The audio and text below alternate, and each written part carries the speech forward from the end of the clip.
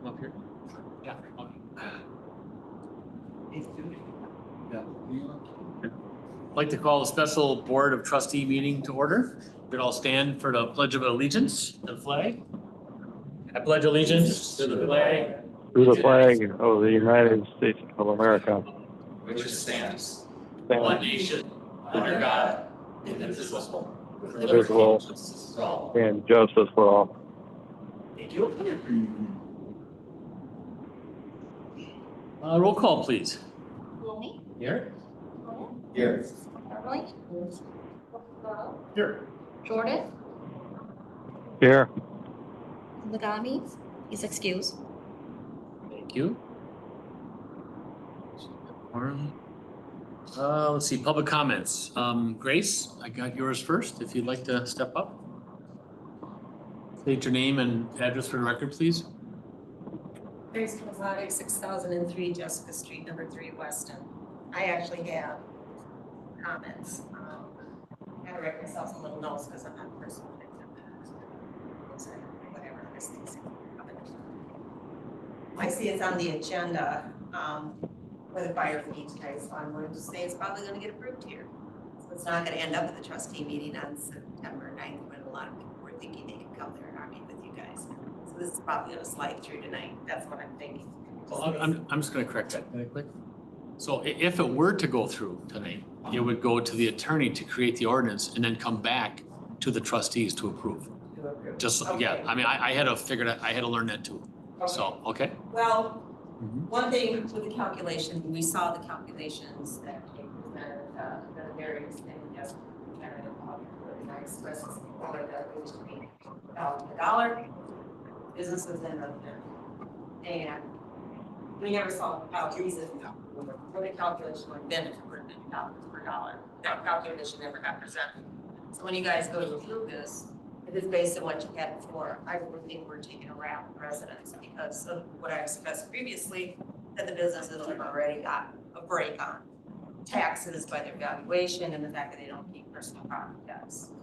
And another thing in researching some of this, when Joe Jordan was appointed, what I find, we've used Wassa Supply and we've used Target. And I don't know if everybody is aware, but I'm sure you're all aware, but I'm not sure if the public is aware that Joe Jordan used to be the CEO of Wassa Supply. So there's definitely a benefit to Wassa Supply not having to pay like $2,000 versus $850. That's one comment I have. Next thing that you have on your agenda is you have trustee compensation. So I'm sure that discussion is going to come up tonight, and I don't know how that's going to go, but I think if I look at the things and delve down bigger, I think that president is getting $7,200 per year, and I believe the trustees are each getting $6,200 per year. But I could be wrong. Now, I know we have extra meetings, but in reality, if we met once a month and we had $7,200, that means you're getting $600 for each meeting you attend if you only had one per year. So for a 3-hour meeting, even if it goes long, that means you're getting $200 an hour. Obviously, you're doing other things outside the scope of the meetings, which those discussions happen, but according to you, they don't happen because a lot of us do feel like things happen well outside this boardroom before they ever come into the boardroom to hear. We only hear the bits and pieces and here's the way we should word the motion. It's actually typed on the agenda. That's the way the motion should be worded. It isn't even coming from the actual board member. It's actually being dictated by Jamie as to how it should be worded so that whatever it'll be legal. So those discussions are definitely taking place before this, but if we did that, we're at $600 for 3 meetings, $200 an hour. And some of the rest of you are getting whatever it is, 150. Hey, I'd like to make that $150 an hour, that $200 an hour. I would absolutely love to make that. It's $50 a meeting, just so you know. It's not per hour.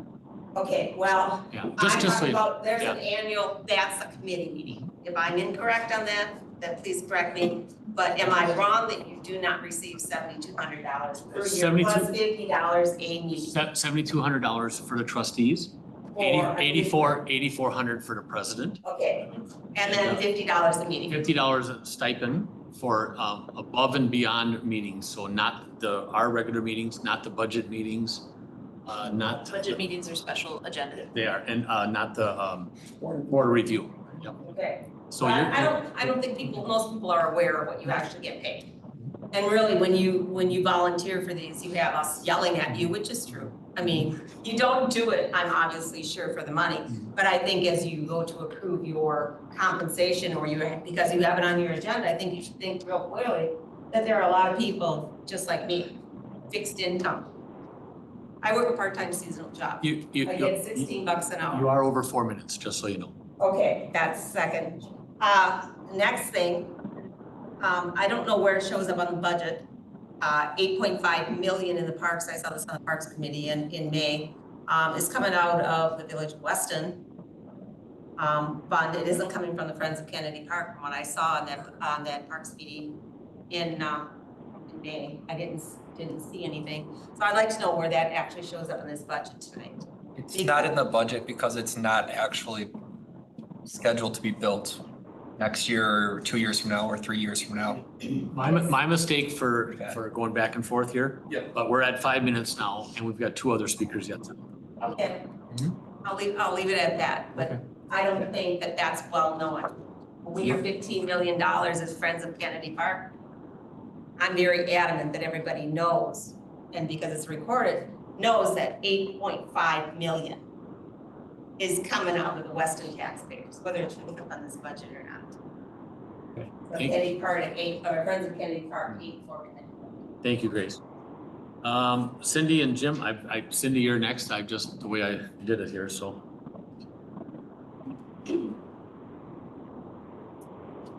Cindy Russell, 5907 Tricia Avenue. The village residents, including myself, are requesting greater transparency and discussion regarding the proposed increase in refuse and recycling fees and the new fire fee. The fall 2025 Weston newsletter stated, quote, "The village has not raised refuse and recycling fees in 7 years. While the RFR process was competitive and ensured market-based pricing, costs will increase due to rising material, labor, and operational expenses.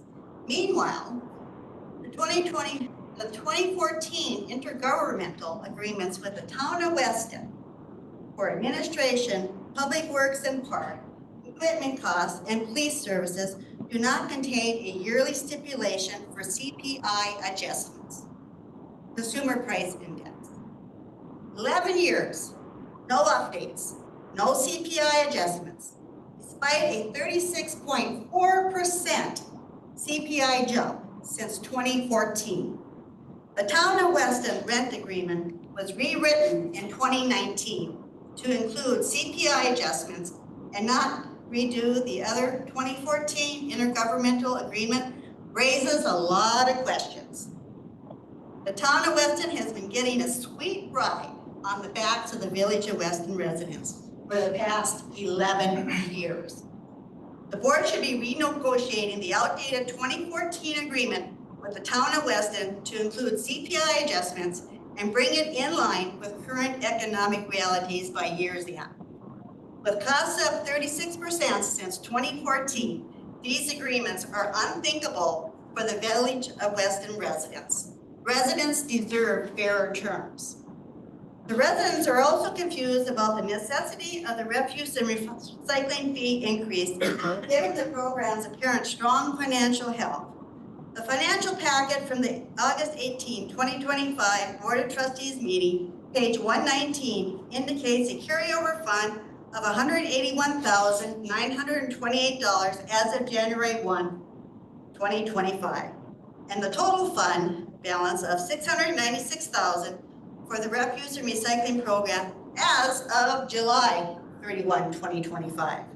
These figures suggest substantial reserves heading into 2026. There are also concerns about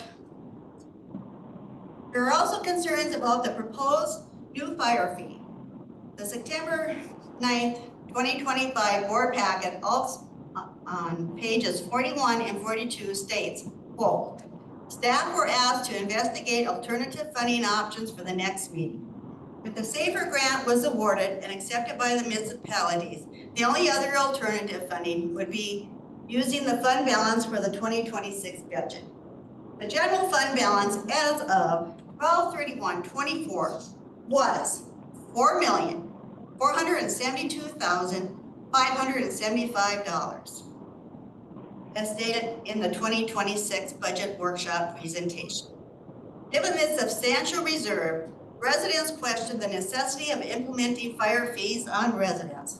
The other question is why residents are asked to vote on a referendum when the village has funds. Before the board proceeds with fees and referendums, maybe they should try thinking about the tax the residents box.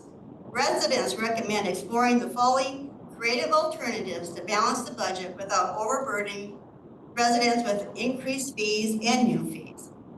1, shrink TIF 1 district. Redirect property taxes back into the village general fund to provide services by shrinking the TIF district, rather than retaining millions of dollars within the district. 2, borrow a short term for the safer shortfall and/or use general fund balance. Utilizing short-term borrowing to address a safer grant shortfall, especially considering the anticipated $758,471 returned to the general fund upon the closure of TIF District 2 in 2026 for Jessica Troutman and/or use of the surplus in the general fund. 3, update the Town of Weston intergovernmental agreement. Updating the 2014 agreement with the Town of Weston to incorporate CPI adjustments and bring it in line with the current economic realities after 11 years without revision. The Village of Weston has been paying the increased costs from 2014 to present, whereas the Town of Weston is still paying the 2014 costs. Residents believe these steps would demonstrate a commitment to fiscal responsibility and innovative problem solving. We urge the board to prioritize responsible management of existing funds before seeking additional revenue from taxpayers. Residents should not be treated as a default source of revenue when better options exist. We would appreciate the village board's attention to these matters and look forward to seeing proactive measures and further discussions. Yes, the board at the last budget workshop meeting stated that the village does not subsidize the village farmers market. However, conveniently left out the $18,000 being budgeted as an expenditure for the farmers market in the 2026 budget. Relocate the farmers market to Kennedy Park. Moving the farmers market back to its original site on Schofield Avenue would cost the residents nothing, zero. As I have said in the past, the village does not have a revenue problem. It has a spending and mismanagement problem. Thank you for the time to communicate the concerns of the village of residents of the village of Weston. Thank you, Cindy. Jim? All those in favor or agree with what I just said, please stand up.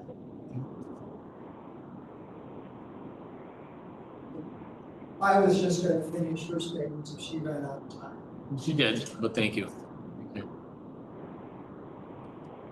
Okay. Hearing anybody online? Hopefully not from last night. No, not that I'm. There is, I'd like the record to also show that there were 5 people in this room that stood up and agreed with my comments tonight. Thank you. no one came off mute. There are others, individuals outside of staff, but no one came off mute. Okay, thank you. Okay, minutes from previous meetings. Number 4, approval of August 25th, 2025 board budget workshop. What's your pleasure? Motion to approve by Ermeling, second by Luis.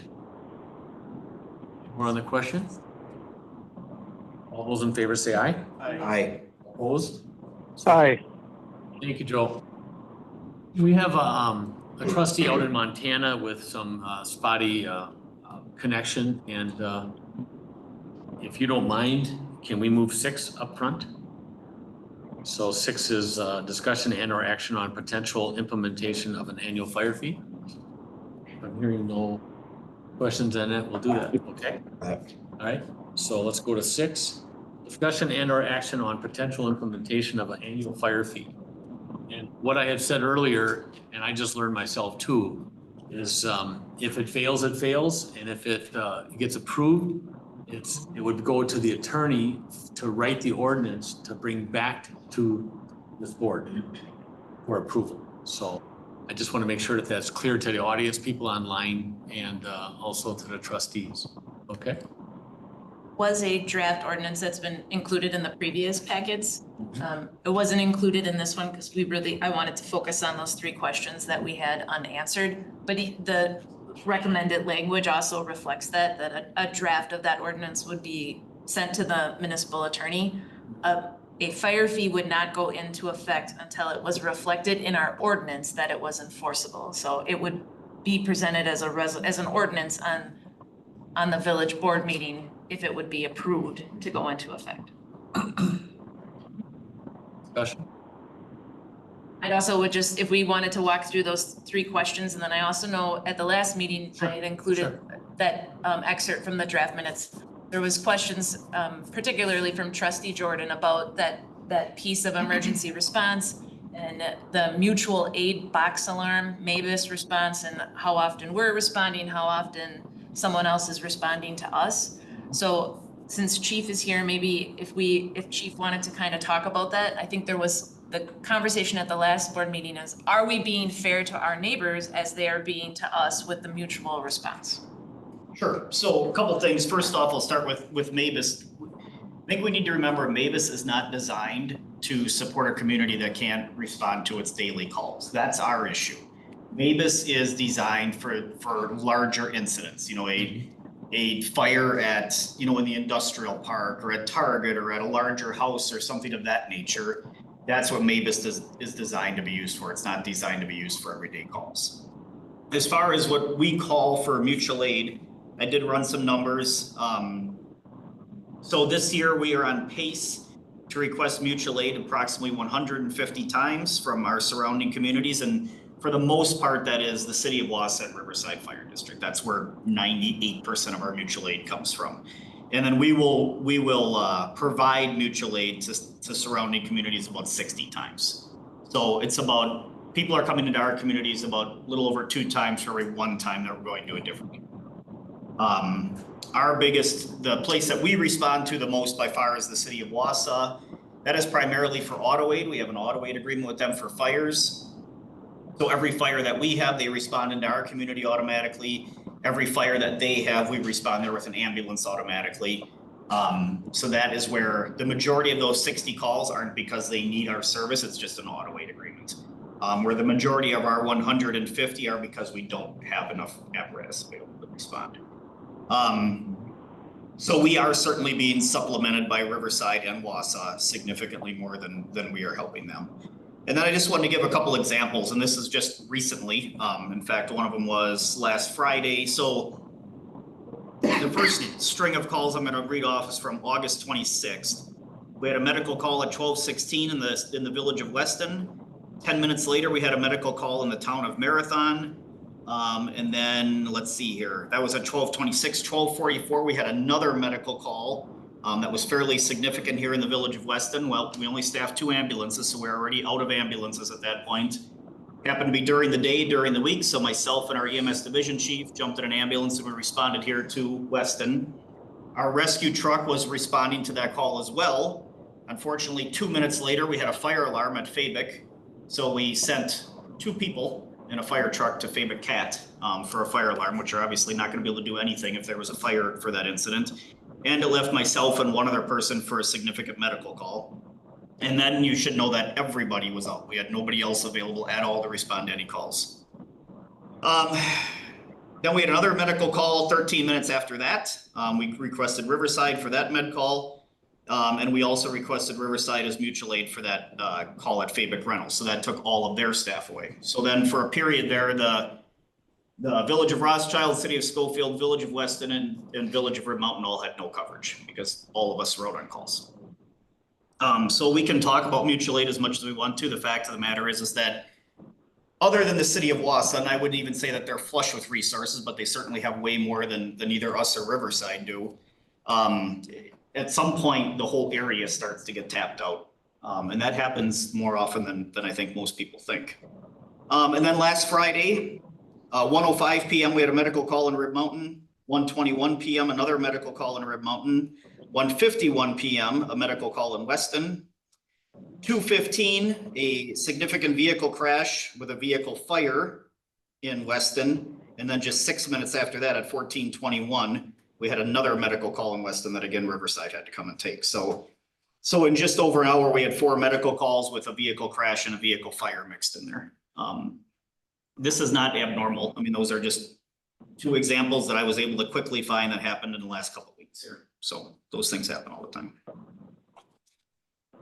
I don't know if anybody's got any other questions about mutual aid or auto aid or any of those things, but I can certainly answer that. I have a quick question. You said 150 times we are requesting mutual aid from Riverside or Wausau. The bulk of it is coming from the 2 of them, correct? Correct. And those are mostly ambulance calls? Yes. What do So you again, Wausau comes to all of our fires. Actually, Riverside and Wausau come to all of our fires. So we have it, so all 3 of us are toned out at the same time. Okay. What do you anticipate is the loss of revenue from not running those ambulance calls ourselves? If you had to assign an average number to an ambulance run, like I would this is what say, the- I would say in the neighborhood of $50,000 to $75,000 Okay. For all 150. for all. Turn right. Joe's just trying to log on. So we'll talk about sort of, because Safer's regular board meeting is after this meeting. Maybe we could just talk a little bit about the budget that you'll be presenting to the board, but then back to the 3 questions that were part of the RFC. The first one was, can we do a portion of the fire fee and supplement with levy? We've reached out both to the state and to Ellers, who is a financial partner with us. And there are no other examples of communities that have done a partial fire fee. That is likely because of the constraints of the levy limit. If you did that same constraint, you're going to have to take the deduction in levy, and then you wouldn't be making that up because you'd also be limiting yourself with the fee. So while it wasn't a no, it was there, we would be the first to do that because you'd be taking a double. Turn right. Joe, I'm gonna mute you just because we can hear your GPS. Okay, I'm parked right now, shutting it off. Okay, thank you. Okay, we should be good now. Can we have an annual limit? Again, there's not another example of that. We put a limit into the ordinance, but again, we face the same issue of the levy limit constraint. So if you say it can't increase more than 3%, and again, we're only talking fire expense, but your fire expense has to increase more than 3% because of health insurance, or because of union negotiation, or because of some other unforeseen piece, then you have to make that up with levy that you had to decrease in order to put into the fire fee into place. So we do have an agreement now with Mountain Bay Metro in our joint partnership with Rothschild that operating budget can increase more than 3% annually. We could have a conversation with the Safer board if we wanted to put something like that into place, if we were going to hold that limit to the fire only expenses. So maybe that would have to reflect something like the fire only piece portion of the budget can increase 3% annually. I don't know if that's achievable. I'm just saying that's what we may want to discuss if we were going to put an annual increase into ordinance. And then the final levy reduction, we did hear back from the Department of Revenue. It's going to be just slightly over $120,000 that we would have to decrease our levy if we put the fee into place for 2026. So our levy would decrease $120,000. It's slightly over $120,000. And then the fee would be placed as a separate charge onto the tax bill. Those are the 3 questions, okay. Yeah. And then if we wanted to just, Safer is gonna be talking essentially about 3 budgets tonight. The 3 budgets would be grant goes through. We accept the grant, 9 firefighters are at it. Grant does not go through.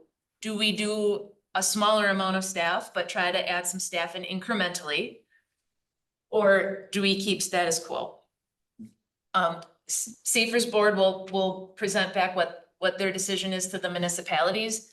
I would just mention, because of the grant help, the number for adding 9 staff with the grant and adding 3 staff without the grant, very similar number, within a couple $1,000s for us, very similar number. So Safer will be talking about that tonight. Chief, I don't know if you want to add any more to that. No, I think you covered it pretty good. Like you said, it's a difference of $9,000 for the village between the 9 or the 3, so it's very close. It'd be the same amount every year at the 3 add-ons versus the 9, because the grant would actually level up. The Yes. first, second, and third year. Well, So- the intention with the 3 would be to add another 3 and then another 3 after that to eventually get to the 9. Okay. Get staffing up to where it needs to be. So Okay. More discussion? Have they looked at using some fund balance until using that for this year as we were going to do last year? And then put it up for referendum like it should have been? That would be a discussion for the board to have. can I ask a question regarding that? My question for that would be if we get the grant and the referendum fails, then what is our course of action? Then we have to look at a fire fee, but give the residents the option of how we're going to deal with this. I mean, But even if they would tell you no, then you're just gonna tell them, too bad, we're gonna do it anyway. well, If we we, have to give them, I mean, I know I was quoted wrong at one point in time.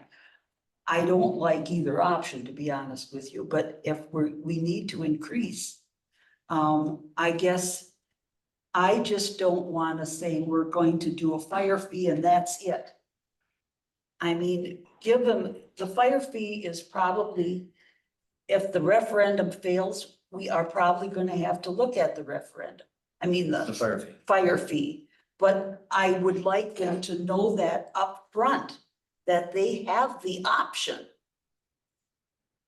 I want to staff the fire department in that we are able to respond to calls, but I want the people to have that choice. Do they want a fire fee or do they want it on their taxes? Personally, I'd rather have it on my taxes.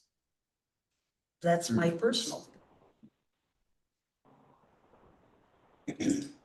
Just to clarify, we haven't heard back on the grant status yet.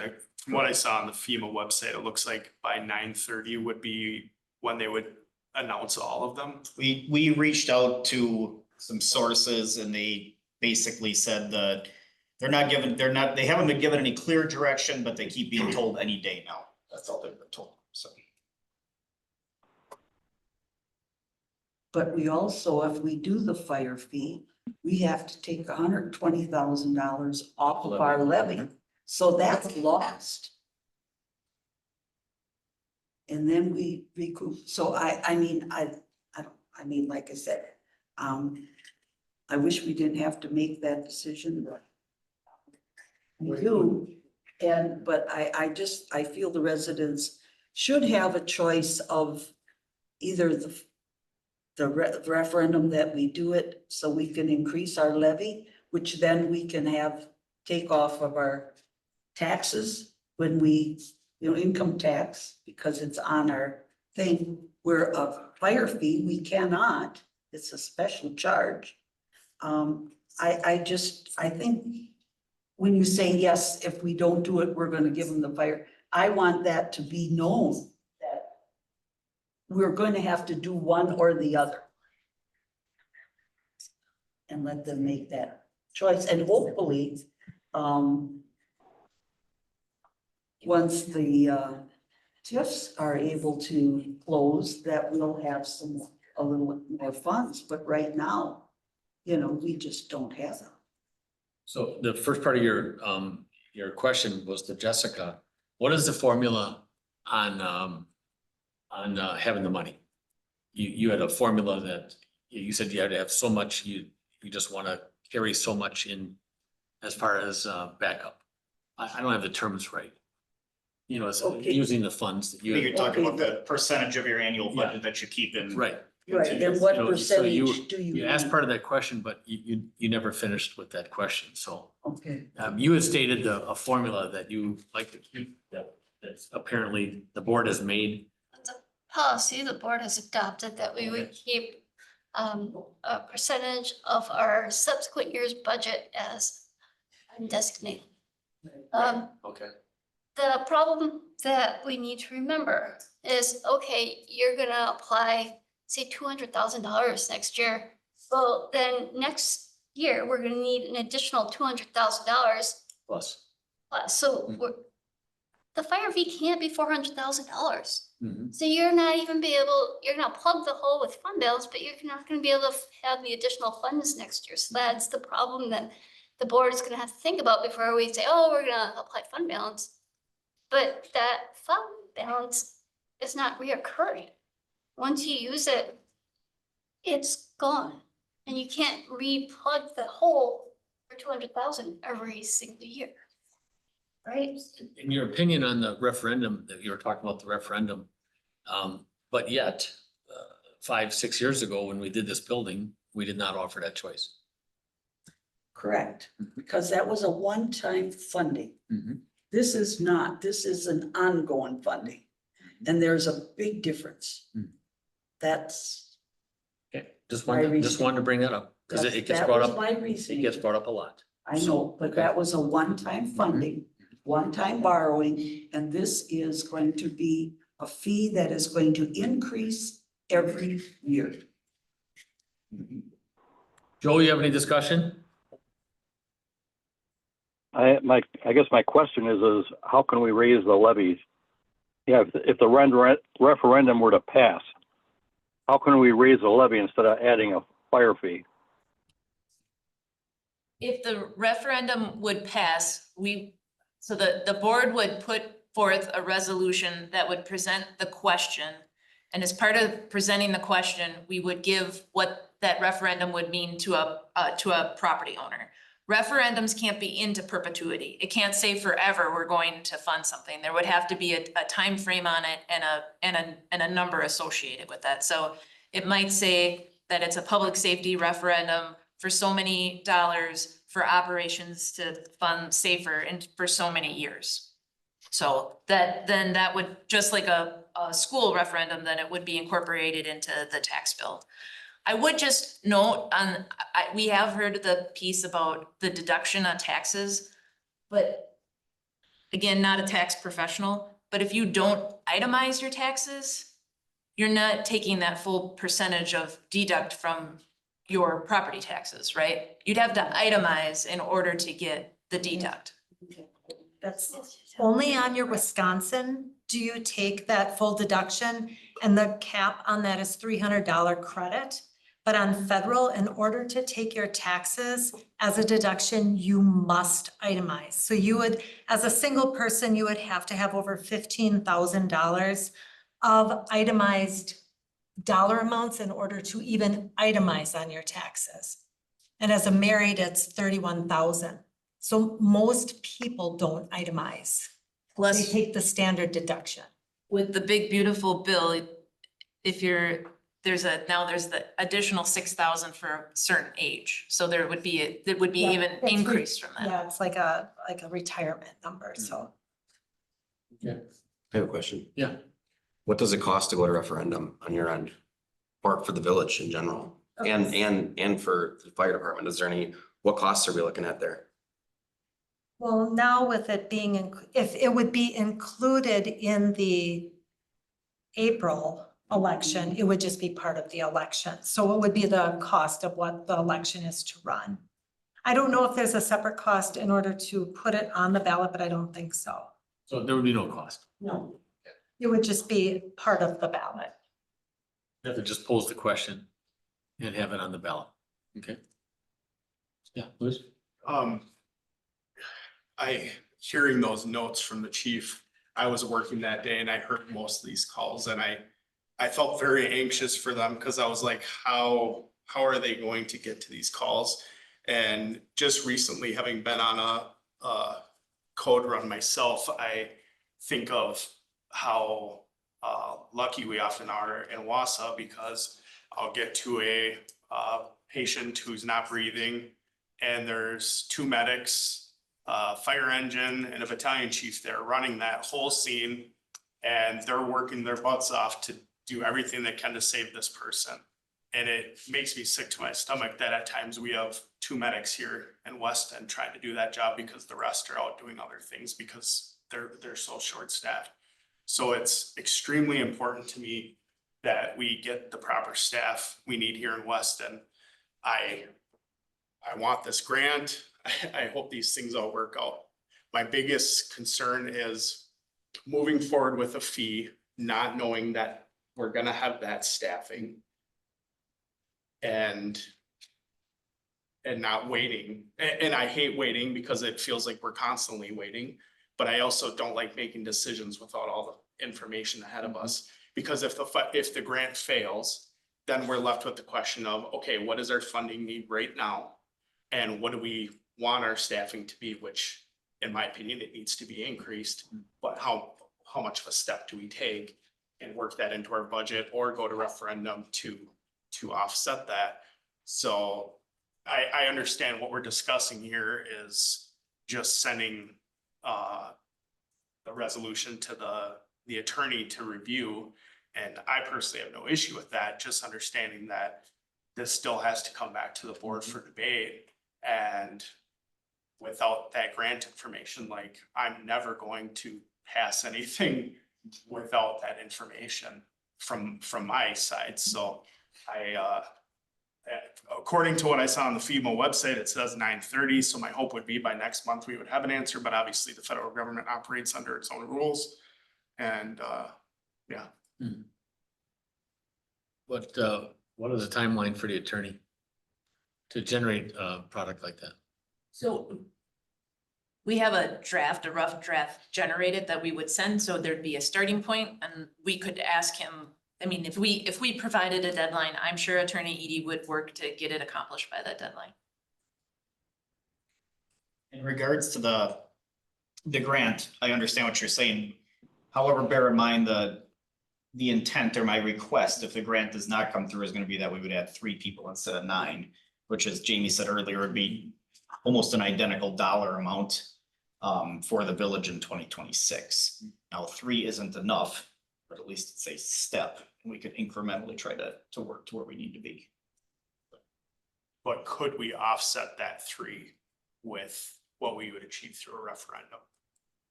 Not in 2026, right? We would have to use fund balance or something for that. You'd have, yeah.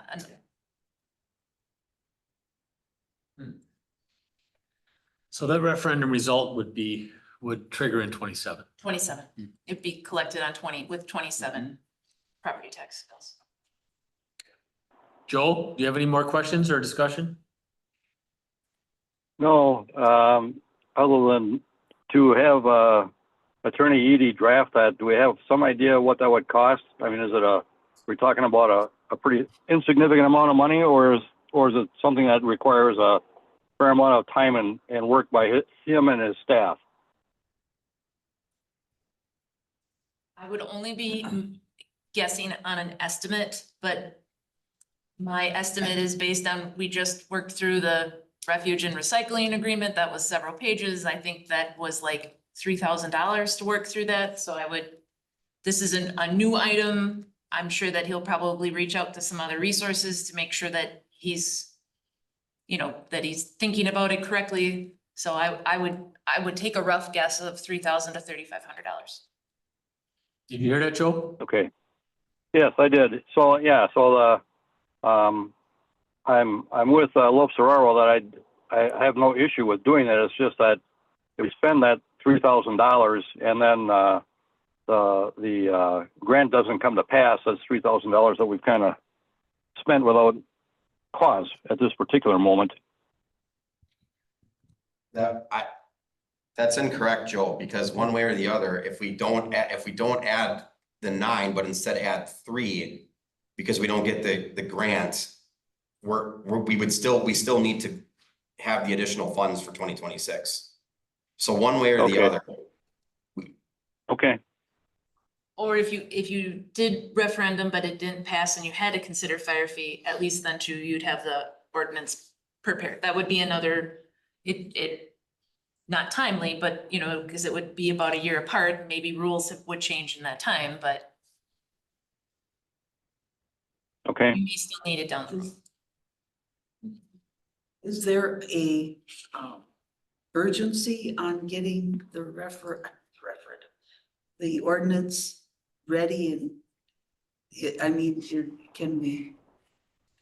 Only in the piece of, it's just the way budget works. Everything happens all at once, right? We get all the information at once. We need to take the notice around the end of October to be ready for November to have it on tax bills early December. So the piece of that is just trying to get as much ready, so we're ready to go for that meeting in October. I mean, we essentially have one, I know our regular meeting is next week, but we essentially have one more month. Because by October 20th, we would be looking to say, we're ready to go to notice, because we need to notice the 15 days, but not more than 20 in advance of the public hearing for budget. And then you have Thanksgiving, right? So that week is kind of out. And this isn't a motion, but this is just my thought. I don't want to see this fail because we don't have the facts. I would prefer to wait to make a decision on this until we have the facts. I'm a little concerned about the fact that this came to this meeting when we discussed it at last month's meeting and said we would discuss it at next month's board meeting, and now here we are at the workshop. I mean, it was published and everything, but people were probably expecting to come discuss this at the next meeting. And I personally would prefer to wait. I understand it makes things tighter and everything, but I would prefer to see us wait on this until we have the facts. Just so I know what other facts do we need. I need to know if we're getting the grant or not. That's. See, I struggle with that because one way or the other, we have to have the funds for 26. That whether we get the grant and it's 9 firefighters or we move forward with 3. It is what it is. I mean, what was the difference? $9,000? Yes. It's about 80. I mean, I'm sorry, but I think we're at a point where we need to, I'm not in favor of kicking this down the road. At some point here, someone's gotta step up and make a decision. So I'm gonna make a motion to send the draft fire fee ordinance to the municipal attorney for review and input be shared for discussion and or action at a future Board of Trustees meeting. So we have a motion on the floor by Cronin. Is there a second? I'll second. Second by Joe Jordan, on further discussion. Any more further discussion? Okay, all those in favor say aye. Aye. Aye. Opposed? No. I'm aye. So 3-2. It passes to go to ordinance. It'll come back, probably not this next meeting, but probably October, which is the drop dead date. I would, because we have the budget hearing meetings, let me just go back up to our agenda. I can ask Attorney Edie if we could be ready for next week. Otherwise, September 22nd would be our next budget workshop meeting, and it could, I would say that would be the backup would be the 22nd. We just have to be really clear to the public, you know, and I know we haven't, it certainly doesn't feel like we have, but whenever this comes back up for discussion, it's gonna be blasted out there. So I want chances for people to call us, me, and get questions from the fire department if they have to or want to. So we can make a note, because we publish the agendas that we will add to the description if the fire fee is on the agenda. Okay, Barb? Can we also have an alternative as to using fund balance, that be an alternate, not just the fire fee? I think we can throw that on there. Why not? An alternate, not fund balance, but For 1 year. In fund For balance, 1 year. using fund balance 1 year. If you're gonna use fund balance, you have to have a plan of how to fund it next year, because I'm not finding the additional 200,000 if you can only raise fire, unless your referendum's gonna cover previous years. Because what we're talking about is $200,000. You have to plug that hole. You know that. You always approved one-time use for the fund balance. Now we're know. looking for ongoing operating expense for $200,000. That's a lot. Yes, and I said, I told you this is completely against my, Yeah, but what are your thoughts? Where are we gonna plug the 200,000 hole in 2026? I can't Okay. come up, I don't have the extra money. I just wanna know what you're thinking when you recommend that suggestion. okay, what is your fund balance and how much do we have to keep? We talked about this before. It was how much do we have to keep? But still, and I don't care how much we have to keep. It's if you use it for one-time uses, how are you gonna plug that hole the following year? You know how that works, $200,000. God, how are you gonna replace that $200,000 that we used to balance the budget in 2026? I don't know how we can give the residents their choice of how they want to fund this. Last year I proposed using some fund balance to get us into referendum, and for whatever reason, the referendum never happened. That was $100,000. I know. And now here we are again, and I will bring it, but I'm also gonna ask for recommendations from the board on how 2026 is gonna look, because I do not see a reduction in anything that's being presented by anybody. So that, you want that on the next board meeting, on the next Monday night, or on the next budget meeting? doesn't matter, wherever the ordinance is going to be for whenever you have it for that. Okay. I want the other option, Mhm. and I don't like the other option. I've been struggling with it for a long time, but I I think we should put it on there for discussion. It can be on there. We don't need to belabor it right now. We can have it on for No. discussion next time. Okay? So moving back to number 5, or do we want to do the trustee compensation with a little bit of an audience I'd here? appreciate it. Let's do number 7 next. So discussion and or action on trustee compensation for the 26-28 term. This is, I think what we're talking about, if I understand it correctly, is right now we have a stipend in place. The 26 election for the 2-year period for the 3 trustees that'll be elected don't have the stipend right now. That was started in the 25 election. And that stipend is $50 per meeting, other than your basic meetings and your budget and your board review. Thank you.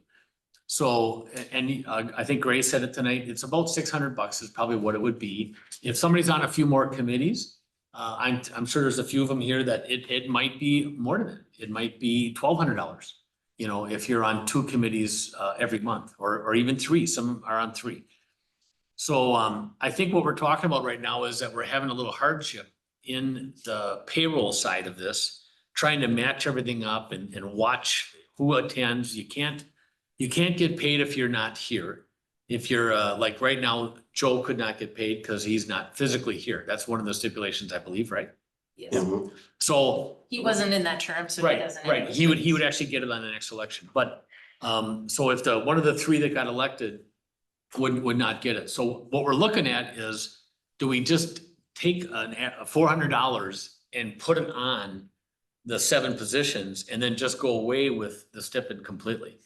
That's what we're talking about. We're not talking about a raise. We're talking about readjusting the stipend that's already in place. Am I correct in that? Yes, I mean, Okay. if we think the stipend is what we want to do, it would be just easier to add that to salary instead of working through the sheets and making sure the sheets got turned in and. Yep. So on the discussion, there may be a few trustees that say, we tried once to decline it, to actually reverse it, and it got voted down and it stayed the course. So 25 through 27 is still on the stipend. Barb, you have a question? Well, I just want to comment. I was one of those that Yep, argued I was about too. it. Yep. I didn't agree with it. Mhm. Grace had even said it, and I put it at a meeting Mhm. that I think, but what is it, 72? Is that what we made? 7,200 is, Okay. is the Shows me what I- trustees, yep. Okay, I think that is sufficient to cover, our board meetings Mhm. and any committee meetings. That Mhm. is when that is, to me, is sufficient. We shouldn't have to have another $50 to attend a committee meeting. Mhm. I was just looking here, Nope, that's fine, that's fine. you know, I had, So let's just keep this going Okay. though, because we have another meeting afterwards. yeah, I gotta leave it. Yep, that's all right. Go, So I think I was part of the initial motion when we. To reverse. Well, even when we first did it. yes, okay. And at the time, we had a trustee here who was very adamant that she wasn't getting paid enough for what she was doing. And I think that's where a lot of this discussion spurred. I voted to approve this. And I would agree with Barb that it's a little bit later on, I kind of had some buyer's remorse and I didn't think this was a good idea.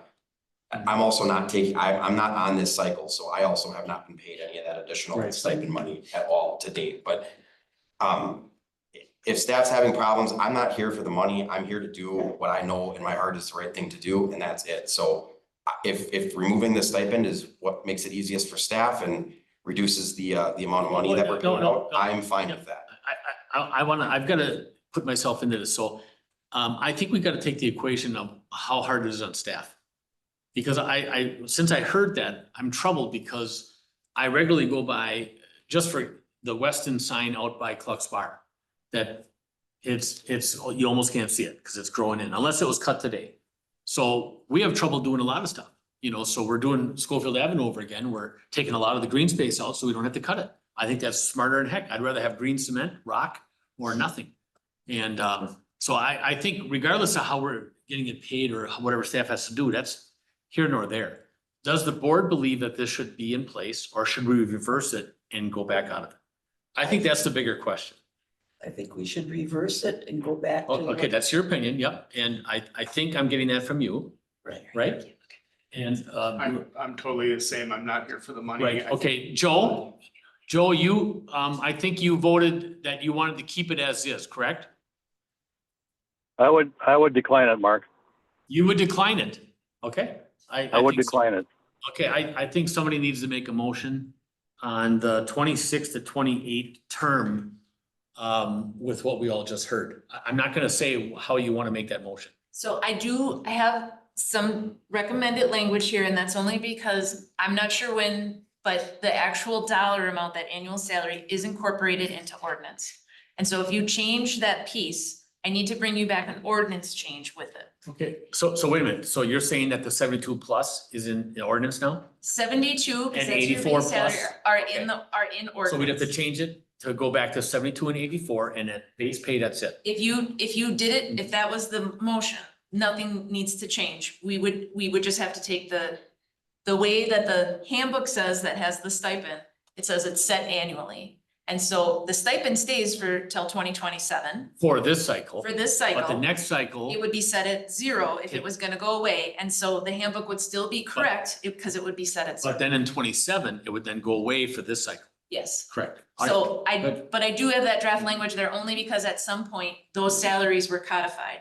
So if you made a motion with a new salary, you would still have to bring back the code to approve it in code. You got that? I think so. So it's only an issue if the base amount is changing. Correct. But if we're leaving the base amount the same and just removing the stipend, then it's very simple, correct? Mhm. Yep, done. Okay, You understand? Yep. Okay. so I'll make a motion to alter the president trustee compensation and remove the stipends going forward following the 2025 to 2027 term. Well, it's gonna affect the 26, 28 term and it'll end at the 27, 29. So the Okay. 27, 29 reelection it won't be there either. But it's gonna already start this spring on this next election. So I think my motion covered that, correct? Okay. Yeah, I Correct. second that. So we have Okay. a motion by Cronin and a second by Ermeling. Any more in the discussion? Yeah, it's not, it wouldn't be 29. So it would be It ends in 27. 27. 27 to 29, I'm sorry, would have 0. Yeah. Well, you Yes. would, New term, new new elections. Yeah. Yeah, but you. The cycle I'm in right now would not get it after 27. Yes, but we'll Yes. have this conversation when that cycle comes up, because we have to have that conversation before you take papers. Got it. Okay. So this, we're only talking about the 26 through 28 cycle, because papers will come out in December. I got it. Understand. Joe, do you have any questions? No, Just point of order, I have a motion on the floor. Would you Yes. second? Yeah, I have a second here. Oh, wait a second. Okay, I apologize. And we're in discussion right now. That's okay. We're in discussion. Hearing no more discussion. All those in favor of right? Yep, okay. To remove the stipend, say aye. Aye. aye, Opposed? Unanimously carried. Okay? Okay. All right, done. I just want to clarify then, so for our term, we can't change that, No, you can't change. but we can voluntarily just. Not take it. Not Gotcha. Yeah, Okay. yeah. Or take it and donate it. Gotcha. Or Or it would be you know. better just not taking it, because then it stays in the village coffers. Mhm. I understand. Thank you. Okay, so 6 and 7 are done. Let's move to 5, back to 5, sorry. Review and discussion of 2026 budget presentation. Village services by department, general fund revenues and expenditures, and any additional 26 budget priorities discussion. So department heads have a presentation prepared. I know that there's a meeting after this. We'll do our best not to rush, but just as we kind of go through budget, we know that we have Barb some. has to leave at 5. So Yeah. go ahead. We're recording it, so you can watch on replay. Okay, yeah. Yeah, okay, all right. We know that we have things that some questions that are still unanswered, but we do have some things that we can work on. We've been sort of having this conversation to this point about who we are, and a big piece of who we are is from the strategic plan, right? Our vision, our mission, and our values. And so as each of us as departments sort of have a couple slides here to just talk a little bit more about the services that we provide as a department to the village. And I thought it's helpful to see how that our strategic plan relates to the village services and what we do. So our values, our mission, and our vision are the domain of the board. Our priorities and goals and strategies are our shared responsibilities between the board and the staff. And then operations are the administrator and the staff. So I just thought it's helpful to see like how we get to who we are, or how who we are influences what we do. So just a quick overview of services and departments. The village has 38 full-time employees. We have 1 part-time staff, and we range 3 to 5 seasonal positions. Then the departments are up there. There are 6 of them, plus me, 7. And then our public safety, our agreements with Mountain Bay Metro and with Safer, and right now we're estimating the general fund slightly over the $10 million. And expenses by function, general government 14%, public safety 53%, public works, so on and so forth. But this is, we're only talking about general fund tonight. We're not talking about our special funds or utility funds. Just a quick question. Will this be available online for anybody from the audience that wishes to review it at a later time, this presentation? We can add it online under budget. We can put it on the budget page, yeah. I would, good point. Yep. Oh, 1 second while I made somebody, okay. And then we did just this summary right now where we at, again, these are preliminary, but then administrator, you can see in between personnel contracted and supplies, it's a smaller budget in comparison to some of the others, but just a reflection of last year to this year and what we are preliminarily at right now. I think we mentioned last time, but this will go to finance and HR next week, but we do have a tentative or a holding place 3% for CPI increases and 10% for health insurance in the budget. That's our estimates at this moment in time. And I'm gonna throw it over to Michael, who I think will, I don't know that it's in here, but maybe also cover a little bit about town too in his when he's talking about. I'll just address that right away. So we do have an agreement with the town of Weston for street and winter maintenance. That, yes, was a 2014 agreement. In that agreement, under compensation, it references a Schedule A, which is the fee schedule, which can be changed at any time upon our discretion with 45 days written notice to the client, which is the town. We've done that annually for the last 10 years. So to date, through July, our expenses incurred for wages for work done in the town of Weston is just under $16,000. We've billed them for just about $22,000 in wages. Our total bill to them has been about a little over $60,000 for equipment and material use. So we do recoup our costs. The town of Weston pays more than it costs us to do work for them. We don't prioritize work for them. Many times we turn down, some ditching or culvert replacements because we have work to do for the town of Weston. But for street maintenance, for mowing, if we're in the area, we'll take care of that, but we charge them at a rate that our taxpayers aren't subsidizing the town. So just want to make sure that's clear that we do adequately get compensated for that. So then for the public works budget.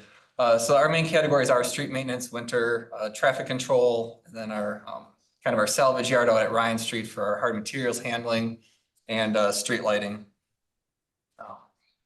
That budget is very little. There's a lot of categories in there, but overall, year to year over the last 5 years, hasn't really changed a whole lot, 2.1 million, 2.2 million. So it's fluctuated year to year. I think there's a comment too about how our costs to the town show an increase for 2026. That's about I think it's a $3,000 increase, which is pretty significant when their bill is very small. We also have a $50,000 decrease for our village winter maintenance. So a lot of that's just allocating where people are working. It's not necessarily new people or more work somewhere, it's just where they're at. So we maintain our 119 centerline miles here in the village.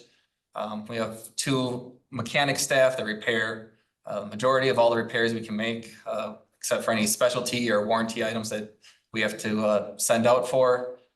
There's our staff crack sealing. We do contract crack sealing primarily on larger, busier roads like Schofield Ave, Ross Ave, but we try to get as much of the residential streets done with our own staff.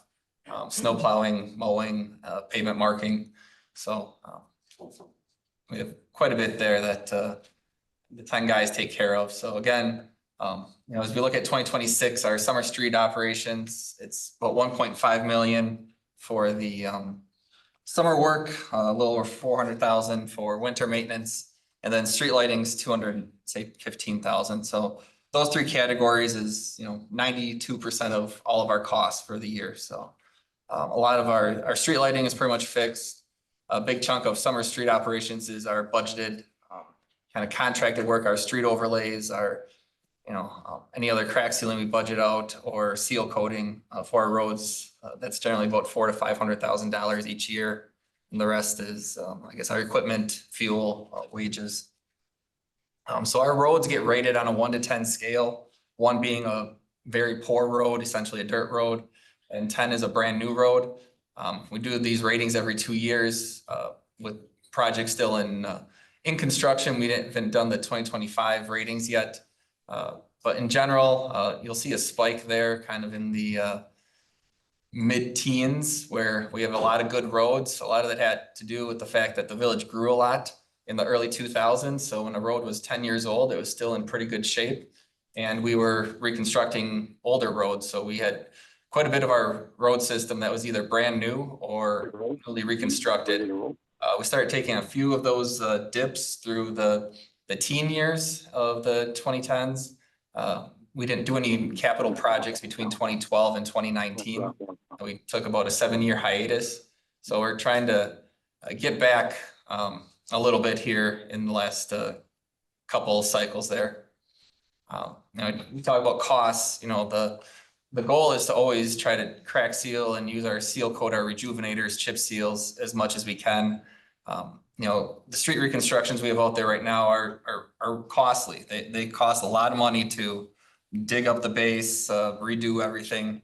So the better we can build a road the first time, the more times we can use those cheaper maintenance efforts so that we can prolong the life of the roadway so that we're not redoing it every 10 to 20 years. It's maybe once every 50 to 60 years. So we can stretch that out. So this is everything we have going on right now in 2025. We'll be updating that for 2026. So I know some people are commenting everywhere they go, there's road construction in Weston, but I guess kind of do have that right now. One of the funding sources for our streets is our state transportation aids. This is the graph of our aids. We peaked in 2011 at almost 1.25 million.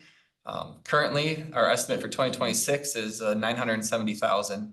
So by, I think it's 2029, 2030, we should be back to where we were once in 2011. So, you know, a lot of that is when we spend money on roads, the state gives us money for our roads. When they take money away, we lose money. So if we cut not just expenses, but we cut revenues. So we always, you know, want to say, how do we compare? This is kind of our comparison with our local neighbors. If we look at, you know, central Wisconsin-ish municipalities, we spend the third lowest on a cost per mile. This is from the Wisconsin Taxpayer Alliance, or what's it called now these days? Is that right? Yeah, the Wisconsin Policy Forum. Yeah, the Wisconsin Policy Forum. So, you know, I guess in that respect, we are lower. You know, we're the second lowest in a per capita spending. You can go to the table, or we're third lowest per mile. So, you know, and that's, you know, looking at, you know, anyone from Cronewater, Rhinelander, you know, there's Rothschild Point, Antigo, Wausau. So it's communities, you know, smaller than us, bigger than us, our size, but generally within, you know, Marathon, Lincoln, Portage, Wood County. So if we spent the average of all those communities, that'd be an extra $1 million to our operating budget if we were an average community instead of where we were. You know, so, and we'll be talking about capital in a little bit, or a couple of meetings, but the biggest thing is a good maintenance program is depending on that reliable capital replacement program. In, I think it was 2012, 2013, we had repaved a mile of Weston Avenue, and that was our entire street maintenance budget for that year, because we didn't have a capital program that we were relying on. We were cutting stuff, and then we ended up having to use our entire maintenance budget on 1 mile of roadway out of the 118 that we had at the time. So knowing that we'll be replacing roads, we can plan that. So I guess just making sure that we ensure that we keep proactive maintenance on the forefront, and make it so we can treat our miles of roadways in a more proactive approach, which keeps them lasting longer and saves all of us money in the long run. So tried to run through that real quick. You did well. Good. Sounds like in comparison to a lot of other communities, we do an awful lot with the amount of money that we have. So thank you. Yeah. Okay. Parks. Well, my presentation is pretty short, sweet. But parks is one of those that, you know, we don't provide water, we don't provide streets, but we provide playgrounds for kids, fields for sports, trails to explore, natural space to relax and enjoy. And if you've gotten out, just explored the parks, the trails, et cetera, that we provide, it brings people together. You know, it's all part of what makes Weston great. Why would you move here if you had no place for your family to go, or go take your dog for a walk, or ride your bike? So it's just something to enjoy, and it's great quality of life. Not a lot of super stuff to report, but the majority of our budget is staff. So we have 4 full-time staff, and then we also have public works staff that do rural mowing, ditch mowing, et cetera. So it leaves around $90,000 to complete for materials, equipment maintenance, et cetera, as far as maintaining this, all the acreage that we have. We have, there's a slide on there. Oh, yeah. So we have approximately 355.7 acres that the village has for parkland. Most intensive, obviously, is Kennedy Park, just due to the amount of fields, the pool, et cetera. And then Yellow Banks with this golf course. Kelly Land includes the trail, the dog park, Mockmuller, Williams, Sandhill, Rodwood, Prohaska, Waterfowl, Refuge. So it's a lot of acres to maintain, and we're doing it for reasonable cost for what we provide. Planning and development. I have a quick question. There was a comment earlier tonight about the money for Kennedy Park. Can you please explain that? to the Sure. People we have in the audience here, because that information is not correct. Sure. So currently there are 2 fields being constructed. It's a $2.2 million project. And all that has been either fundraised or there's actually some borrowed funds due to the ARPA funding that need to be assigned to a project by the end of 24, right? Yes, 24. So we basically offset street projects with the ARPA funding, and then we had borrowed funds to cover that $800,000+ that was ARPA funds. We got a $500,000 donation from the Rajek family, and then there's some excess funds that were previously CIP, Michael? CIP. Yes. Yes, CIP. So all the funds that were projected for the project were put out there before anything was good. But we're only building 2 fields, nothing beyond that. I mean. We will when funds become available. Yes, when they come available, but right now it's 2 fields, $2.2 million, and that's it. And as we raise the funds, then we can discuss additional improvements. And I guess also a part of that 8.5 million number that's out there includes a well house that exists on the Kennedy Park property in the northwest corner.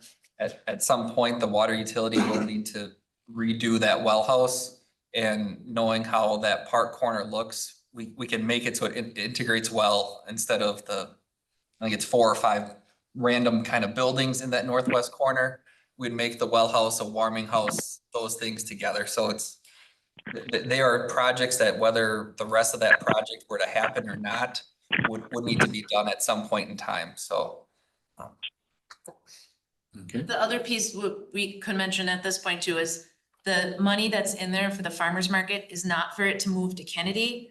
The farmer's market runs a token program. People purchase tokens and then they use those tokens to purchase produce. Sometimes, just like gift cards, people purchase tokens and they don't redeem tokens. Or they float in people's purses and we honor them the next season. But the funds that you're seeing reflected in farmer's market is the pass-through of people purchasing and turning in those tokens. When the vendors turn them into us, then we reimburse them how many tokens we received.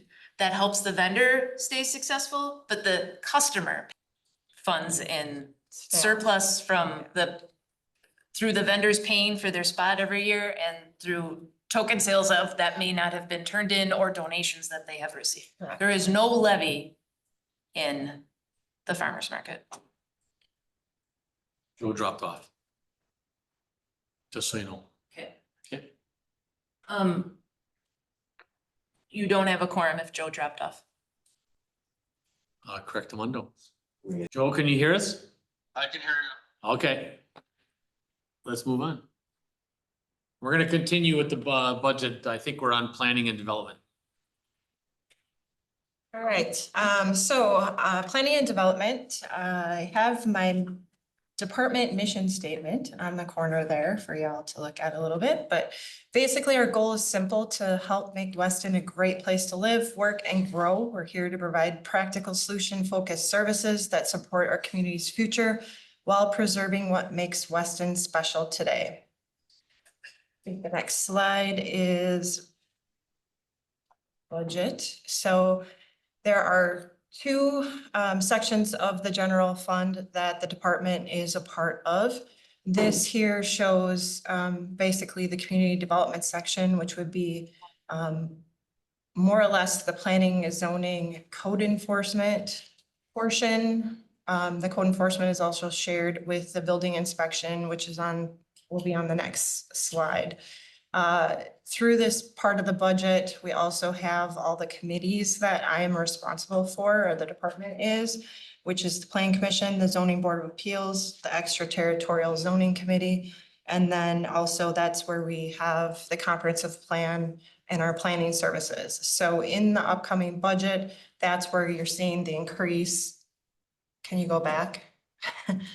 A couple of slides, that's where you're seeing the increase of the 15,000. So we are going to be finishing up phase 2 of the comprehensive plan, which will be the meat of the plan going forward. That's where all the public involvement is. That's where we're going to get all the ideas that the community wants to see going forward for growth, for all the different portions that touch on the village. So that plan is very important because we're gonna look at housing, transportation, our natural resources. That's where we get to future plan. We don't do a whole lot of just because my department a lot of times is in current planning, which is getting things done and getting things built out into the community. The next slide would be inspections. Oh, back in there. That is basically Roman, Travis, and then part-time. We have Scott as our electrical inspector. Not sure how long he is going to be with us. When that happens, we will actually have to contract for services outside with another entity, and therefore we'll have to be passing on those added costs to all of the permit takers for electrical. The next slide just kind of shows the department. We're pretty small for what we do and the amount of projects that we're going to talk about later, but our core services, I actually, when I think of planning and zoning, I think of them separately, but for this purpose, we're putting them together. We also handle the majority of the property maintenance, code enforcement. We do all the building inspections. I work with Jamie on the economic development, but we're basically the first, essentially the first ones when a new business comes into town. We're the first ones to interact with them.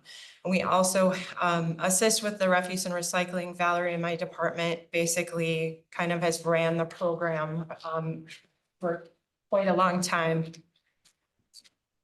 So these are those same functions and just a little bit about each one of them. As you can see in the numbers that I'm showing you, we're increasing every year. Right now, we're doing more home construction than we have done in quite a number of years. It's not up to the same numbers that we had back in the early 2000s, but we are already, in regards to building permits, we're already at 66 new homes, which is double what we did all of last year. So we're also seeing more projects go through. That's anywhere from just special assessments that come through and are requiring us to kind of do some research on that. And that's a number of different departments are involved in that, but that goes all the way to development projects like the Weston Marketplace GDP update that's going through Plan Commission that'll be at the board next week. So I guess if you have any questions or anything like that, we do a number of these things for the town of Weston too. I want to talk about a little bit. We are required to do planning and zoning in the ETZ area, which is the majority of the town, because we have exercised extraterritorial zoning with them.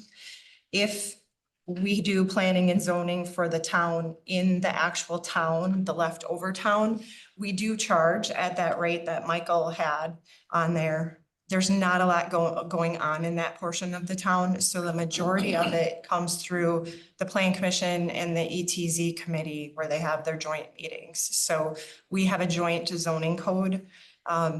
So it's our responsibility to do that planning and zoning. They do allow us to keep all the permit fees. So when we're doing any of the building permits that come in through them, we do keep that, and that's kind of a portion of what we do. They also pay for refuse and recycling services through their tax roll also, so. I have a quick question. Yeah. We had a comment tonight as well on refuse and recycling and how there was not an understanding as to why that fee is going up. So can you touch on that, please? I can probably. Yeah. Whoever wants to take that. So I think we mentioned when we did the contract that we put a range in there that it would be between 2 and 210. Because we understand that we wanted to have the conversation with the board on where you wanted that fee to end up. If we utilize some fund balance and help offset that, then we maybe could increase that fee a little bit more incrementally year by year, instead of going straight to the 210. But outside of the actual cost to have the container supplied and picked up, we also do the yard pickup in the spring and the fall through Refuge and Recycling, and we run the Ryan Street site. So we just need to incorporate those costs into that budget in addition to the actual pickup of the garbage and recycling. So that's why we said we want to talk through budget when we get to that fund, how we want to handle that fee, but it won't be more than 210. But if the board would like to set that fee at, I'm throwing out a number, don't hold me to the number, just as a suggestion, as a moment in time, if we said 195 and then we would increase it $3 annually, because we wouldn't want to spend down all of that fund balance in 1 year, that would be a potential. Right now, you just have the agreement approved to move to Harder's. That dollar amount fee still needs to be determined through budget. And how much higher was the new contract versus the waste management's? I would have The to, two current ones was $300,000 difference. Harder's was cheaper. But Yes. the old 7-year versus now the new 7-year, it's a substantial increase. And we knew it was going to be. So. yes, we knew it was going to increase. There was no way that it couldn't increase, even when we look at our neighbors or other refuge and recycling fees on even municipalities outside of Marathon County. Yes, ours was very reasonable. We locked in at a good time 7 years ago. Okay, thank you. Thank you. Technology. All right, I'll try to be somewhat brief. I know we have a meeting here coming up. So my budget covers two main things: IT services and GIS mapping. Within the budget, the main items are I am the one employee in the department, and then it's software and licensing, infrastructure, hardware, training, cloud services, and backup, and innovation. I'll kind of go over the numbers in here in a couple of slides. So I'll just move past that slide. Just a current snapshot of where we're at. Current hardware, we have 3 virtual servers that reside on one physical host server, a backup server, 5 switches. One of them's called a layer 3 switch, is kind of the brains of them. And then there's 3 more upstairs, and then one that's out in the shop in the Bay Area that serves that area. 1 firewall security appliance. We have 60 user workstations, mostly are laptops and docking stations. There's a couple desktops, but mostly all laptops. 15 tablets that are used out in the field by operations staff. 3 cell phones under contract, and then 5 printer scanners, copiers located throughout the building, and 28 desk phones. Services managed, obviously the general IT management and support, that's kind of the no-brainer, obvious one. But just other ones that I wanted to add in were the surveillance systems at Kennedy Park Municipal Center, door access control system here. The HVAC system is on our network here, AV system here, SCADA system we just added in. I guess what I'm getting at there is like more common now, the more things you plug into an outlet now, it also has an IP address than it used to be. So that's also hopping on the network infrastructure, which is just more to manage. Our other fastener department, GIS services, heavily used by the operations staff to get their work done and assist with their work being done daily.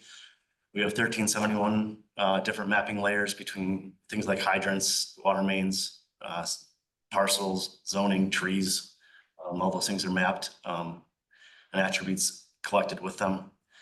241 web maps, 138 mapping applications that have been created, and those keep growing. This is just a screenshot of like our utility mapping that the crew uses on their iPads. They can select on all those features, get information on those, log information related to any of those things. You can go next. This is our hydrant inspection dashboard that is utilized by staff. You can see on the left hand, there's a hydrant, there's reported problems that are reported by staff. It's hard to see on that, but each one of those dots is a hydrant, and all that information is logged with those and staff by staff. This is kind of where I'm just going to go into the detail of the budget. The main parts of my budget are software and licensing. I'll ad lib like all of us have tonight, since, you know, we've had these intruders the last 2 nights. So Zoom is one of the annual fees. We can lock things down more. I did this morning after last night's incident. Tonight was a little different. Did not share a screen this time, but still was able. The disappointing part with that is what ends up happening is when we have stuff like that, you end up taking away people's, you know, we want them involved in the community. We want them on the meetings. And so what's going to end up happening is that they're all going to be muted, or we could require be registered to get online to view the meeting. Those are the steps we could take. There is probably additional cost with some of those, but I just wanted to, since it was timely, I wanted to touch on that a little bit. I will have more what those options are, I guess, as we move forward. Our Office 365 productivity apps, we have all of your emails. Every board member, every committee member has an email. And then there's 38 business apps that is used by staff between Microsoft Word, Excel, Microsoft Teams. We use all those quite a bit, and that keeps growing. Our GIS system, Evolve, the planning and permitting and inspection software that's used. Planet, which is a software used for capital planning. Global Search, which is a documental archival software that is used by staff, that it's mostly documents, past documents that have been scanned in and then indexed for easy retrieval. Our finance ERP system, Cassell, that's used for utility billing, obviously our accounts payable, receivable, payroll, and then our finance department uses that. Enterprise security, which is also known as antivirus software. A lot of people does a lot more these days, but that's also a crucial piece. Canva is a software that's used by the clerk staff for assisting with social media posts or any sort of graphical type presentation. Lewis tax prep software for payroll, I believe. Express bill pay is a credit card processing. Most of that money is passed on to the customer, and those are mostly through Evolve and the Aquatic Center. Civic Plus, our website, there's that annual fee, and the Muni Code is also kind of part of that group, but it manages our municipal code software.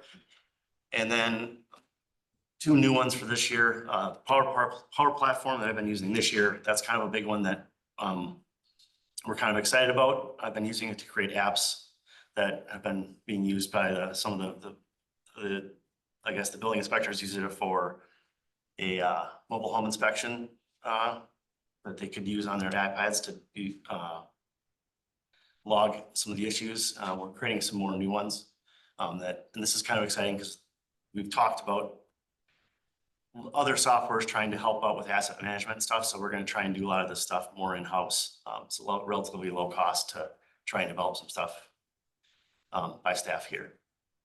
And then the other one that kind of keeps me a little up at night is trying to get our files backed up to the cloud.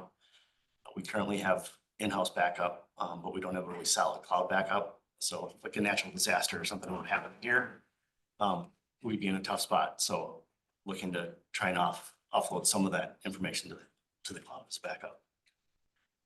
And then every year about $15,000, I'm on a 6 to 7 year replacement schedule for laptops. So every year it's about 4 to 5 workstations replaced.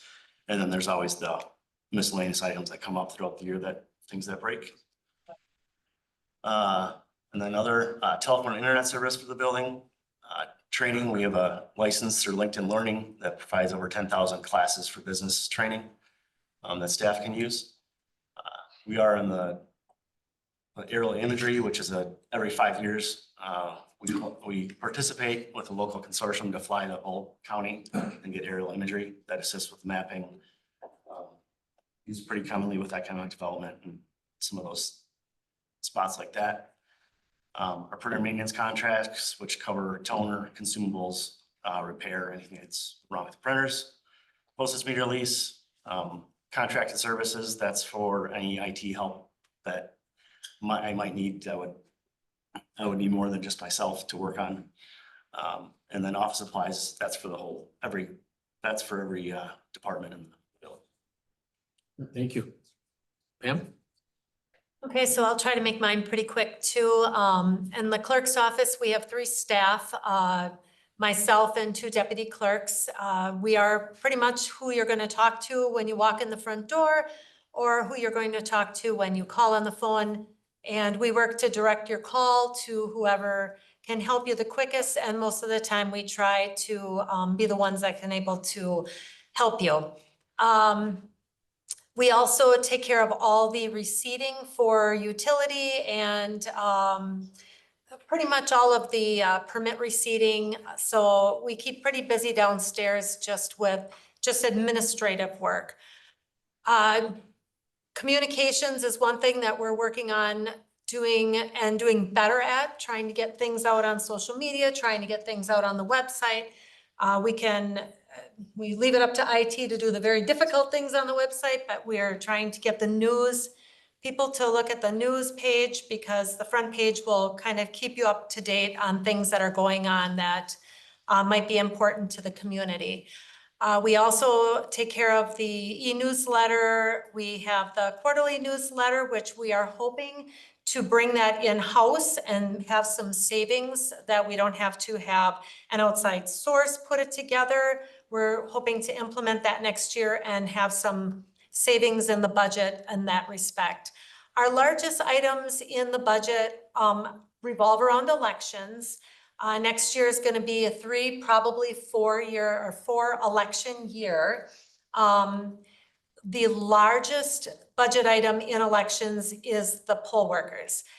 Next year, it's $27,000 that we are budgeting to pay our poll workers. It seems a lot, but like in November, we're probably going to have 35, 34 election workers here working a 15-hour day. Up on the screen, I kind of have, this is all of Marathon County who responded to the county clerk. We have chief inspector wages and our regular poll worker wages.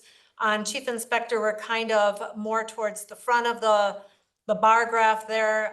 There's a lot of municipalities that pay more for their chief inspector. As far as the regular poll workers, we're pretty much average right in the middle.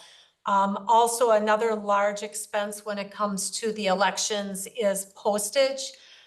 Next year, we're looking at probably $14,000 is what I'm got in the budget for postage for absentee ballots. So there's the elections, they generate a lot of expenses.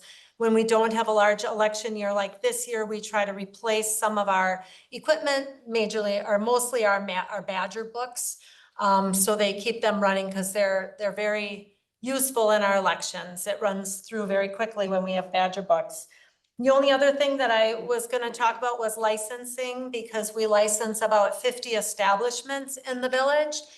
We start that in like around March, and we're pretty steady in the clerk's office from March through June, doing licensing, getting the paperwork, making sure that all of the establishments in the village have what they need, what the state requires, so they are serving as a bar the way that they're supposed to be. So we do the background, or we send out the background checks, but we get all that information together.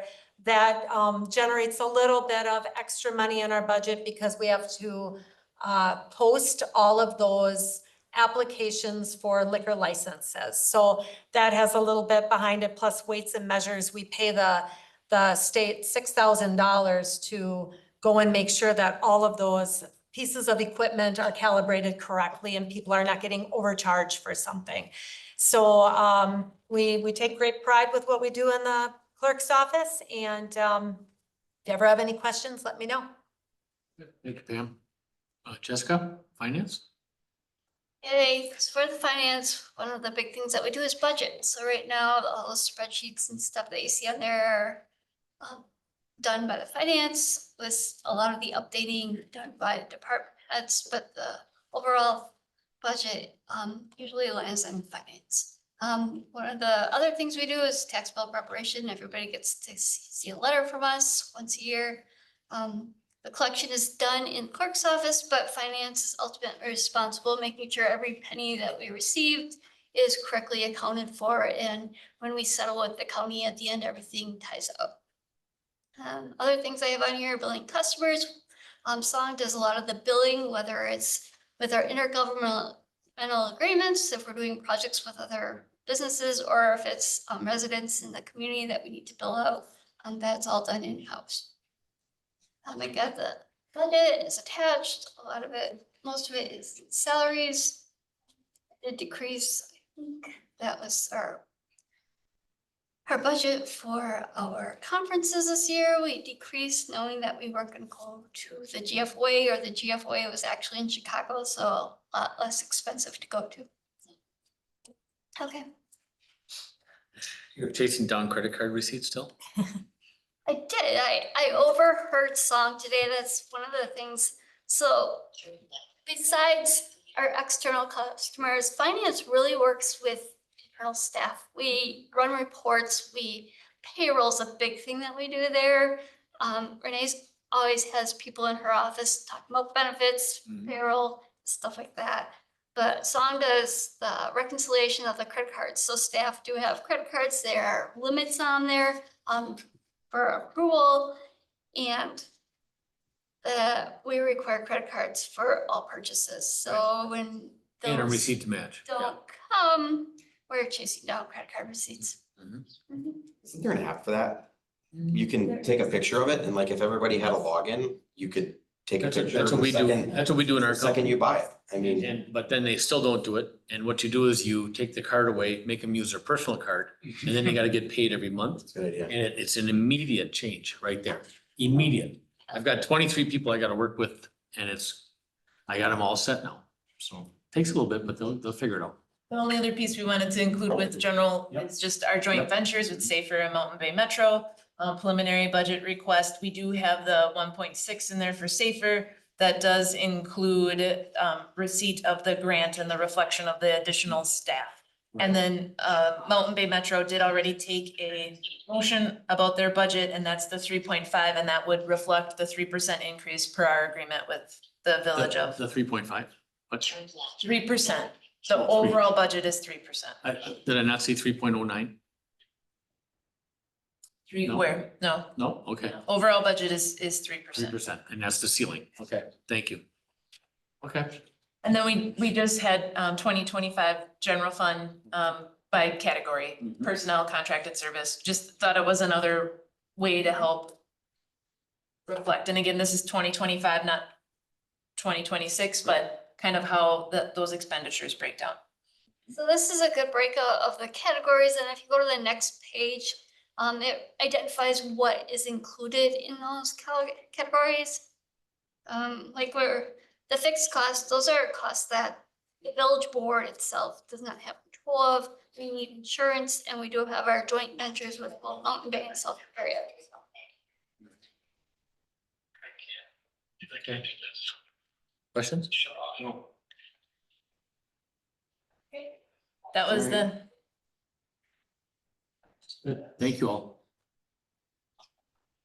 I'm very cautious now when I share and stuff. Okay. What's that?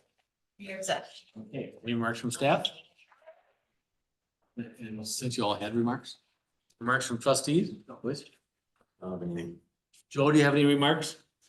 Oh, I'm good, thanks, Mark. Okay, thank you. And I also don't have any.